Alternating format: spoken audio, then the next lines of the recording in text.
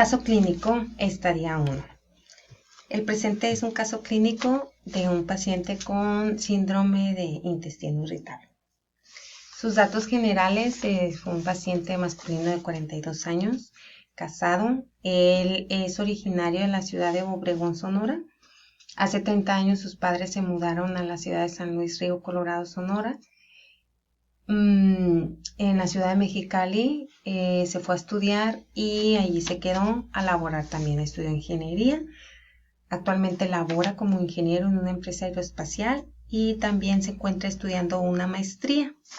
Su religión es cristiana. Se observa buen estado nutricional como dato general. Como antecedentes heredofamiliares, su padre padeció hipertensión arterial, tratada con fármacos y tratada con diuréticos. Padecía también de obesidad. Murió a causa de un infarto agudo de miocardio en mayo del 2017. Su madre también padece obesidad, también tiene una alteración en la piel, una dermatitis en extremidades inferiores que aumenta con el calor. La dermatitis es muy sensible a temperaturas extremas, principalmente al calor. Padece de gastritis también, no ha sido tratada por el problema de gastritis y refiere que es intolerante a la lactosa. Sus antecedentes personales no patológicos: el paciente no fuma, no bebe ocasionalmente sin llegar a la embriaguez. En su trabajo, él pasa la mayor parte del tiempo de pie. Vive en casa propia, cuenta con todos los servicios, aseo, baño diario, practica actividad física de 2 a 3 veces por semana.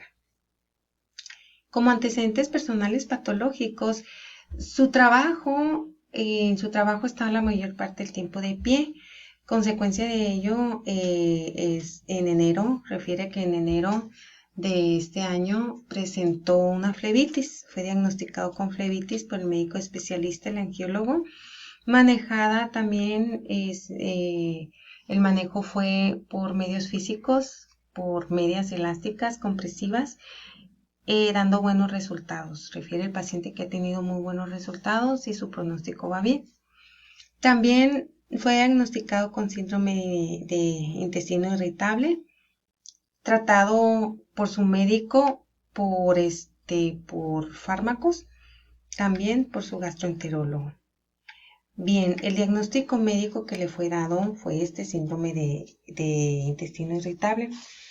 El diagnóstico se realiza por la sintomatología que el paciente refiere.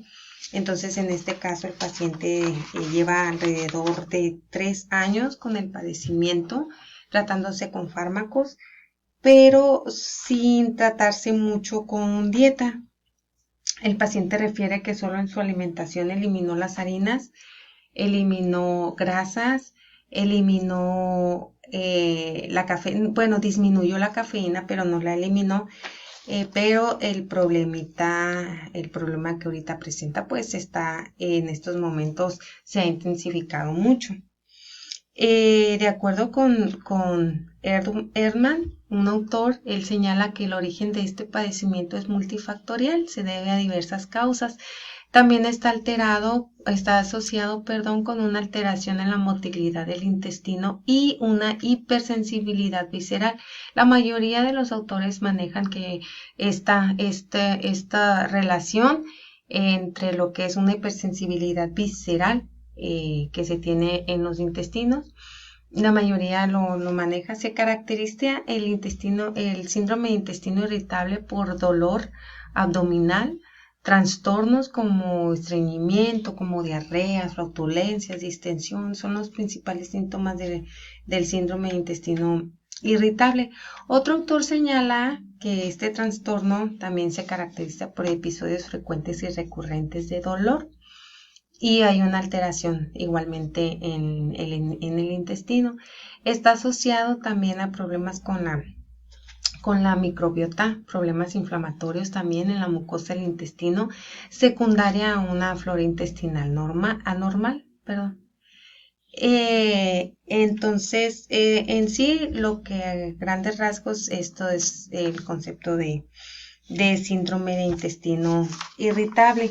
Hay un proceso inflamatorio. Normalmente hay componentes en los alimentos que llegan a producir inflamación, llegan a producir estas fases de procesos inflamatorios.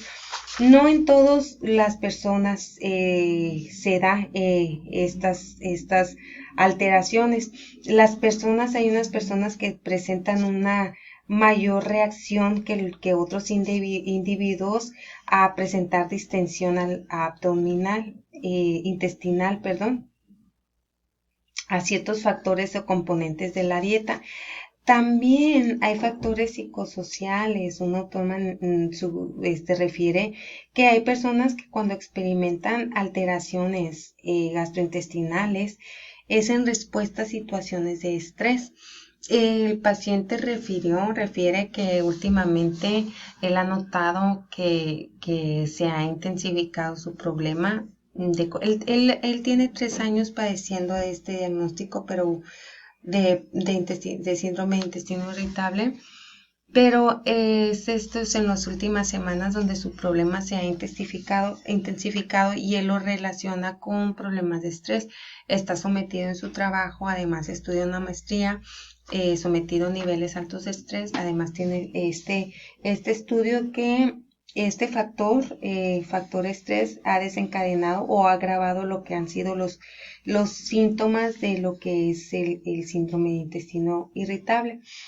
Entonces, bueno, el diagnóstico se basa de acuerdo a la sintomatología, a los síntomas clínicos que el paciente o los pacientes presentan. Pero sí hay unos criterios que está para establecer un diagnóstico. Se sugieren los criterios de Roma, los cuales permiten identificar a pacientes con este padecimiento. Los criterios más utilizados para el diagnóstico es el criterio 3, pero hay nuevos criterios Roma 3 que consideran dolor abdominal recurrente o malestar por lo menos de 3 días, de 3 días al mes en los últimos 3 meses, asociados a síntomas que, número 1, mejoran con la defecación. Este es un signo de la colitis. Los problemas o las distensiones mejoran cuando la persona defeca. Su comienzo está asociado a estos cambios y en la apariencia de la materia fecal.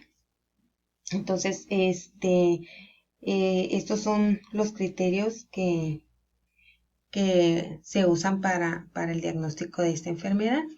Bien, los síntomas también, pues hay anormalidad en la frecuencia intestinal, evacuaciones que son incompletas, urgentes y con dolor. Las flatulencias, cuando el paciente refiere más a esta sintomatología, estas alteraciones, dolor en la defecación. El síndrome de intestino irritable tiene 3 subtipos, que son el subtipo con diarrea, con estreñimiento o bien mixtos. Uno de los factores que contribuye a incrementar las molestias, como ya lo dijimos anteriormente, es el estrés debido a la hipersensibilidad visceral. Otro de los factores son los alérgenos alimentarios que generan respuesta inmunitaria inflamatoria o varios componentes de los alimentos. Eso se había comentado al principio porque hay componentes de los alimentos, principalmente el azúcar, que tienden a fermentarse a nivel intestinal, entonces empiezan a provocar un proceso bacteriano y esa acumulación de bacterias empieza a provocar gases. También otro es los cambios en la microbiota intestinal del organismo. Bien, el diagnóstico nutricional de este paciente masculino de 42 años con diagnóstico de síndrome de intestino irritable tratado con fármacos de hace 3 años. La alimentación y los estados de estrés han contribuido a intensificar las molestias intestinales. Tiene un peso saludable con colesterol al límite evidenciado en el primero por el índice de masa corporal, el segundo el colesterol evidenciado por los indicadores bioquímicos que revelan un colesterol total de 206. Bien, aquí adelante se muestran lo que es de acuerdo a la OMS. Para clasificar a una persona en un peso normal, pues tiene que tener un índice de masa corporal de 18.5 a 24. El paciente está en 22. Entonces tiene un índice de masa en cuanto a la clasificación de lo que es el índice de masa corporal saludable, un peso saludable. Sus valores de colesterol, los indicadores refieren una pequeña elevación. Debería de tenerlo el colesterol total en menos de 200 y tiene 206. Entonces solo por cuestiones de prevenir algún riesgo, sí vamos a considerar lo que son el límite debe de estar por debajo de 200, así que lo vamos a controlar. El colesterol total es un elemento fundamental para la producción de esteroides, para la síntesis de estrógenos, de andrógenos, además de ser el principal componente de la bilis, y tiene un papel que destaca. El colesterol participa en lo que es la formación de membranas celulares. Bien. El tratamiento médico, bueno, este paciente está tratado con fármacos como el Alivian Duo. El Alivian es de la familia de los bromuros, es un antiespasmolítico, ejerce efecto terapéutico mediante la relajación de la fibra muscular lisa de la pared gastrointestinal por un mecanismo directo, no mediado por receptores ni mediado por ningún neurotransmisor que esté relacionado. Actúa directamente, induce la relajación de todo tipo de fibra muscular lisa por su capacidad de inhibir las fosfodiesterasa y elevar los niveles intracelulares de AMP cíclico. Se usa como tratamiento sintomático de cólicos gastrointestinales, como es el caso del síndrome de intestino irritable, uretrales y uterinos. Una de las principales indicaciones es precisamente para este tratamiento de dolor en pacientes con síndrome de intestino irritable. Bien, entonces el tratamiento debe de incluir fármacos en la mayoría de los casos para controlar todo este tipo de inflamación y de dolor que se da en el paciente, todas las molestias que a veces limitan lo que es el área social de los pacientes, de la persona.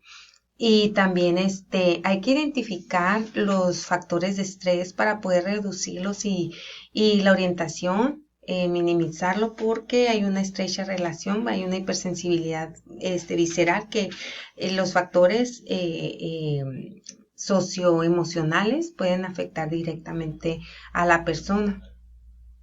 Y otro también es una alimentación en función de los síntomas.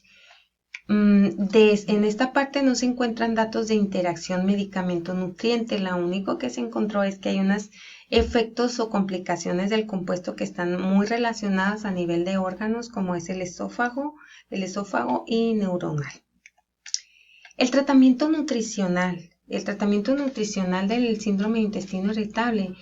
Bueno, estas medidas se establecen de acuerdo a los síntomas que el paciente presenta y se debe de evaluar la tolerancia de cada paciente. La fibra recomendada en este caso en síndrome de intestino irritable es la fibra soluble. La fibra de origen vegetal, a excepción de la lignina, porque es resistente a hidrólisis de las enzimas digestivas. La recomendación de fibra soluble, que la fibra soluble es el psyllium, tiene una moderación eficaz. La recomendación son de 3 a 4 gramos. No se recomienda la fibra salvado de trigo, los hidratos de carbono de cadena corta, denominados FODMAP, es un acrónimo de los alimentos en inglés. De todo lo que son FODMAP, fermentados, polisacáridos, disacáridos, monosacáridos, y lo que son los polioles. Entonces, esto es un acrónimo de estos elementos, los cuales, por las propiedades que contienen, agravan los síntomas, por lo que se recomienda una dieta baja en FODMAPs. Bien, entonces, estos componentes generan, provocan o dan origen a todas estas alteraciones por los compuestos, porque forman gases. Uno de los principales gases que se forman es el metano. Y son alteraciones muy, muy molestas en estas situaciones. Bien, entonces, esta tabla nos muestra el contenido de FODMAPs de los alimentos, los alimentos que contienen azúcar que se pueden fermentar en el intestino de los pacientes y pueden provocar estas molestias. Entonces, hay un grupo de alimentos que son